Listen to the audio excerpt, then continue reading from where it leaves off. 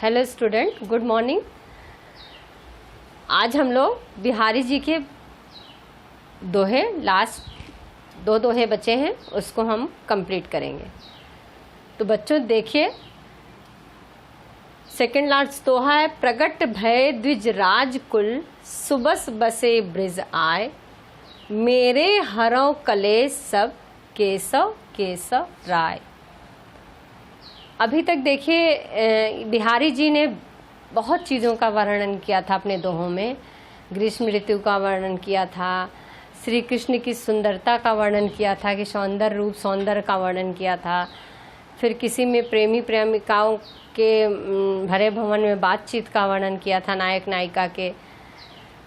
और ये एक जगह किया था दोहे में कि सांप और जानवर को, मृग और बाघ कैसे ग्रीष्म ऋतु में मिलजुल कर एक साथ रहते हैं। अपने विभिन्न दोहों में विभिन्न बातों को दर्शाया है। लेकिन इस दोहे में बिहारी जी अपने बारे में कह रहे हैं। अपने बारे में कह रहे हैं, क्या कह रहे हैं? प्रगट, पहले हम मीनिंग देखेंगे। प्रगट भय यानी जन्म लिए, ठीक है। द्विजराज यानी ब्राह्मण या चंद्रमा वंश में, या ब्राह्मण कुल चंद्रमा वंश में जन्म लेना। कुल मतलब परिवार, ठीक है। सुबस यानी अपनी इच्छा से। कलेश कष्ट, केशव कृष्ण, केशव राय बिहारी के पिता। देखिए, केशव कृष्ण भगवान के लिए यहाँ पे संबोधित किया गया है, और केशव राय बिहारी जी के पिताजी का नाम है, उनके लिए केशव राय बोला गया है। तो देखिए, प्रगट भय द्विजराज कुल, सुबस बसे ब्रिज आए। बिहारी जी कहते हैं कि जन्म लिए हैं ब्राह्मण कुल में। द्विजराज कुल मतलब ब्राह्मण कुल में, चंद्रवंश में या ब्राह्मण कुल में जन्म लिए हैं ब्राह्मण कुल में। सुबस बसे ब्रिज आए, और अपनी इच्छा से कहाँ, अपनी इच्छा से कहाँ है? ब्रिज में आ गए हैं। अपनी इच्छा से ब्रज में आ गए हैं। मेरे हरो कलेश सब, मेरे सारे कष्टों को दूर करिए, मुझे इस कष्ट से छुटकारा दिलाइए। केशव केशव राय, पहले देखिए किसको बोल रहे हैं? केशव को, कृष्ण को। फिर कह रहे हैं केशव राय, कह रहे हैं कि हे कृष्ण भगवान, आप मेरे, क्योंकि केशव राय मेरे पिता का नाम है, आप क्या हैं? केशव हैं। तो जिस प्रकार एक पिता अपने पुत्र की क्या कष्ट को दूर करता है, इसीलिए आप भी मेरे पिता के समान हैं, आप मेरे कष्टों को दूर करिए। प्रगट भय द्विजराज कुल, सुबस बसे ब्रिज आए। जन्म लिए हैं ब्राह्मण कुल में, चंद्रवंश में, और अपनी इच्छा से ब्रज में आकर बसे हैं। मेरे सारे कलेश को या कष्टों को आप दूर करिए हे कृष्ण भगवान, क्योंकि आप जो है केशव, आपका नाम केशव है, और आप जो है मेरे पिता जो है केशव राय हैं। तो आप मेरे पिता समतुल्य हैं, इसलिए आप सारे मेरे कष्टों को दूर करिए। क्लियर हो गया? अब नेक्स्ट दोहा हम लोग पढ़ेंगे।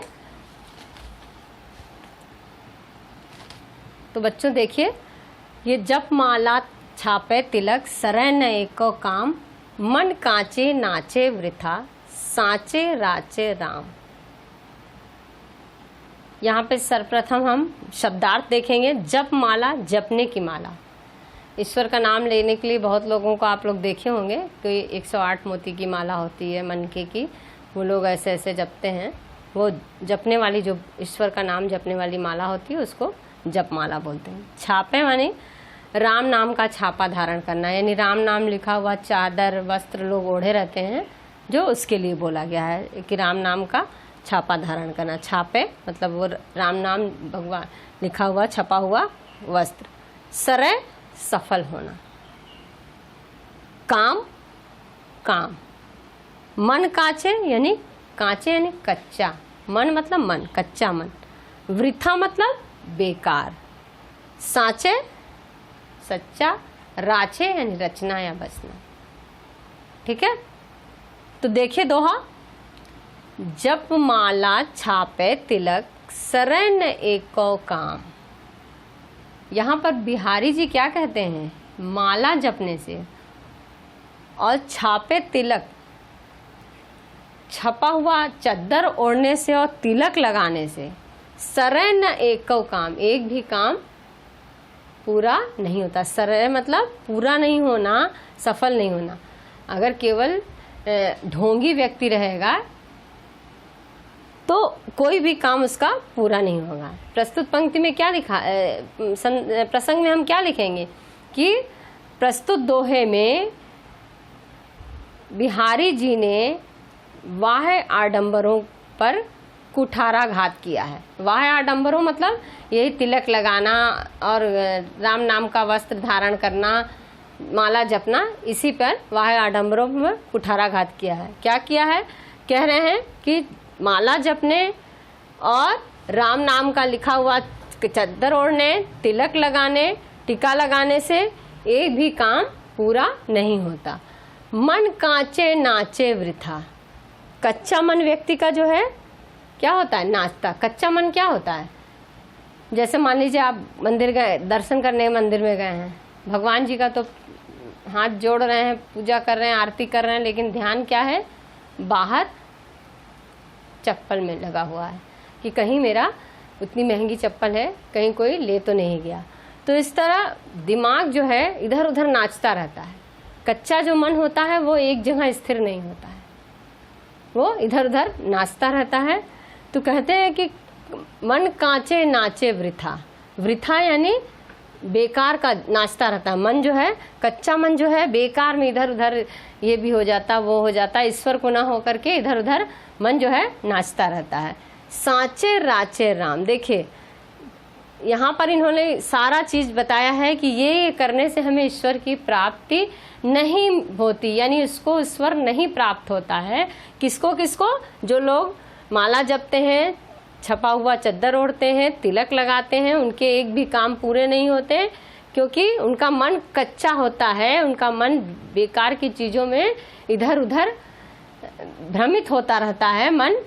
और फिर इन्होंने यहाँ पे बताया कहाँ पर राम बसते हैं, सांचे राचे राम। सांचे यानी सच्चे मन में, रचने में बसते हैं।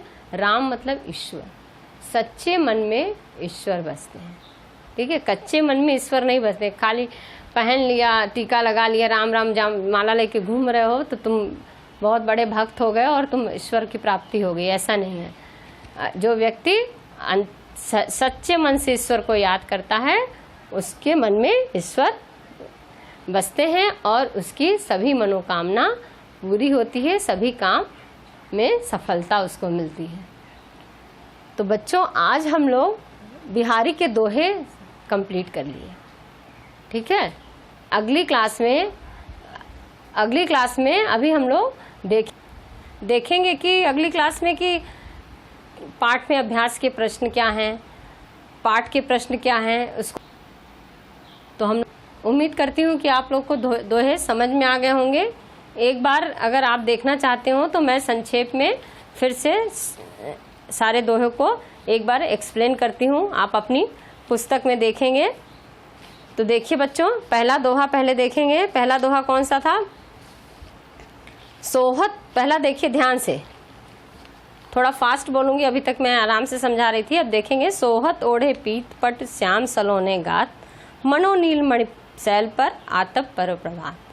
बिहारी जी क्या कहते हैं कि सुशोभित होता है किस पे, कृष्ण भगवान के शरीर पर पीला वस्त्र उसी प्रकार सुशोभित होता है, जिस ऐसा प्रतीत होता है देख करके कि जैसे कि नीलमणि पर्वत पर सुबह की प्रभात की धूप पड़ रही है, सुबह की धूप पड़ रही हो, ऐसा प्रतीत होता है। श्याम के ऊपर पीला वस्त्र धारण किया हुआ। कहलाने एकत बसत अहि मयूर मृगबाग, जगत तपोवन सौ क्यों दीर्घ दाग निगाह। फिर क्या कहते हैं यहाँ पर कि यहाँ पर जानवरों को बताया है कि ग्रीष्म ऋतु में कैसे भयंकर जब गर्मी पड़ती है तो हिंसक और अहिंसक पशु जो है, पक्षी एक साथ एक बाग वन में रहते हैं और एक दूसरे पर हमला नहीं करते, कष्ट नहीं पहुंचाते। लेकिन हमारे मानव जो हैं उससे भी बदतर हैं कि अपने स्वार्थ बस एक दूसरे को हानि पहुंचाते हैं। तो यहाँ बताया है, कहलाने एकत बसत अहि मयूर मृगबाग, जगत तपोवन सौ क्यों दीर्घ दाग निगाह। कहने को तो कभी कहते हैं ग्रीष्म ऋतु में भयंकर गर्मी में क्या होता है, धरती जो तपोवन के समान हो जाती है, पूरी चारों तरफ गर्मी गर्मी हो जाती है। उस समय में भी अत्यधिक गर्मी से जब पशु परेशान हो जाते हैं तो वो शांति रूप से तपोवन जैसा एकदम वहाँ का माहौल होता है, शांत रूप से एक साथ एक वन में रहते हैं। और हम मनुष्य जो हैं उनको बोला गया है कि मनुष्य जो है बुद्धिजीवी होते हुए भी अगर स्वार्थ बस एक दूसरे को हानि पहुंचाते हैं। अगर चाहे तो बाघ जो है मृग को खा सकता है, लेकिन नहीं, वहाँ पर वो सब मिलजुल कर एक साथ रहते हैं।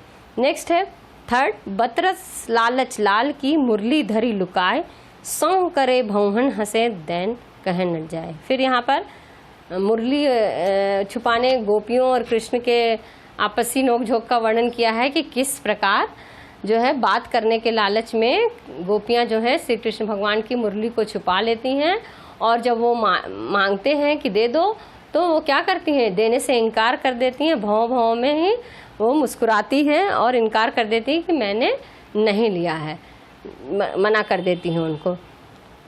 नेक्स्ट है कहत नटत रिझत खिजत मिलत खिलत लजियात, भरे भवन में करत हैं नैनो ही सब बात। उसमें बताया गया है कि कहत नट मतलब इसमें नायक नायिका के प्रेम प्रसंग का वर्णन किया है कि भरे हुए भवन, लोगों से भरे भवन में नायक जो है अपनी नायिका से कुछ कहना चाहता है, इशारे से कुछ बात करना चाहता है, तो वह उसको देखती है तो नायिका जो है उसको तुरंत मना कर देती है। नायक नायिका के मना करने के ढंग से प्रसन्न हो जाता है, और वह प्रसन्न होने पर क्या करती है, खींच जाती है। फिर दोनों के आँख नैन मिलते हैं और दोनों मुस्कुराने लगते हैं और शर्मा जाते हैं। नेक्स्ट है बैठ ही रही सघन बन पैठ सधन तन माँ, देख दोपहरी जेठ की छाहों चाहत छाह। प्रस्तुत दोहे में क्या है, जेठ की दोपहरिया का वर्णन किया है कि जेठ में इतनी कड़क गर्मी, तेज गर्मी भीषण पड़ती है कि उस समय छाया भी छाया ढूंढने चली जाती है। ऐसा लगता है कि सघन घन में जाके अंदर भवन में बैठ गई है छाया। तो कवि कहते हैं कि जेठ मास की दोपहरी में ऐसा लगता है कि छाया भी जो है घने जंगलों में जाकर बैठ गई है। छाहो चाहत चाह यानी छाया ढूंढने के लिए घने जंगल में जाकर बैठ गई है, अंदर प्रवेश कर गई है घने जंगलों में। जैसे लग रहा है कि वह भी गर्मी ऐसा इतना अंदर जाके घने जंगल में छाया मिल रही है कि ऐसा लग रहा है छाया भी छाया ढूंढने चली गई है। उसे देखकर ऐसा लगता है कि छाया भी जेठ की दोपहरी में छाया ढूंढ रही है। नेक्स्ट है कागज पर लिखत न बनत कहत संदेश लजात, कहीं सब तेरो हियो मेरे हिय की बात। फिर यहाँ पे नायिका अपने परदेश गए नायक को पत्र लिखना चाहती है और कहती है कि कागज पर लिखत न बनत, जब मैं लिखना चाहती हूँ अपने संदेश को तो वो कागज पर हमसे लिखते नहीं बनता है। और अगर किसी के माध्यम से संदेश भेजना चाहती हूँ तो भी हम अपने प्रेम भरी बातों को किस तरह उससे कहें, किन शब्दों में हम उसको अपनी बात कहें, इसलिए वह संदेश भेजने से शर्माती है और कहती है कि अपने ही दिल से पूछो, वही कह देगा। क्या कह देगा? मेरे दिल की बात, मेरे मन की या हृदय की बात तुम्हें बता देगा। किससे कहती? अपने नायक से। नेक्स्ट, प्रगट भय द्विजराज कुल सुबस बसे ब्रिज आय, मेरे हरों कलेश सब केशव केशव राय। इसमें इस दोहे में केशव राय यानी बिहारी जी अपने बारे में बता रहे हैं कि अपने मन से अपनी इच्छा से कहाँ ब्राह्मण कुल में जन्म लिए और अपनी इच्छा से ब्रज में आके बसे। मेरे आप सब कष्टों को दूर करिए हे कृष्ण भगवान, आप सारे मेरे कष्टों को दूर करिए हे केशव, क्योंकि आप मेरे स्पृशा के समतुल्य हैं, क्योंकि आपका नाम क्या है? केशव, और वो हैं केशव राय, इसलिए आप मेरे कष्टों को हरिए। नेक्स्ट है लास्ट, जप माला छापे तिलक सरे ने एक काम, मन कांचे नाचे वृथा सांचे राचे राम। कहते हैं माला जपने से, बिहारी जी कहते हैं माला जपने से और राम नाम का वस्त्र ओढ़ने से, तिलक लगाने से कोई काम सफल नहीं होता। ईश्वर प्रसन्न नहीं होंगे अगर आप ये सब करोगे तो, ठीक है।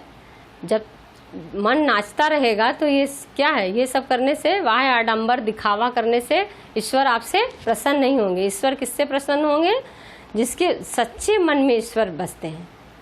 जो सच्चे मन से ईश्वर को याद करता है उसी के मन में ईश्वर बसते हैं, या उसी के सभी काम पूर्ण होते हैं। अगर व्यक्ति को जीवन में अपने काम को पूर्ण होना है, ईश्वर में आस्था है, तो सच्चे मन से ईश्वर को याद करोगे तभी तुम्हें ईश्वर की प्राप्ति होगी, वरना नहीं। तो बच्चों, आज हम लोग ये बिहारी के दोहे कंप्लीट कर लिए, पाठ पूरा हो गया। अगली क्लास में हम लोग पढ़ेंगे, अभ्यास के प्रश्नों को हल करेंगे, पाठ के प्रश्न उत्तर देखेंगे, और कुछ जो पंक्तियाँ दी रहेंगी दोहे की, उन दोहों की पंक्तियों को हम हल करेंगे। तो बच्चों, आज का क्लास यहीं समाप्त होता है। अगली क्लास में हम फिर मिलेंगे। धन्यवाद।